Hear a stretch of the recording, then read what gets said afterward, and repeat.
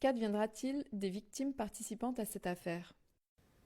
La Chambre de première instance 1 a noté le conflit politique ayant eu lieu dans le contexte des élections présidentielles au cours desquelles plusieurs incidents violents ont eu lieu à Abidjan et dans d'autres parties du pays.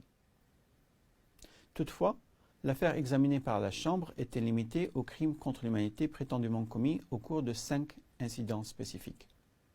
Une marche au siège de la radio-télévision ivoirienne entre le 16 et le 19 décembre 2010, le 25 février à Yopougon, une manifestation de femmes à Abobo le 3 mars 2011, un bombardement d'une zone densément peuplée à Abobo le 17 mars 2011 et vers le 12 avril 2011 à Yopougon.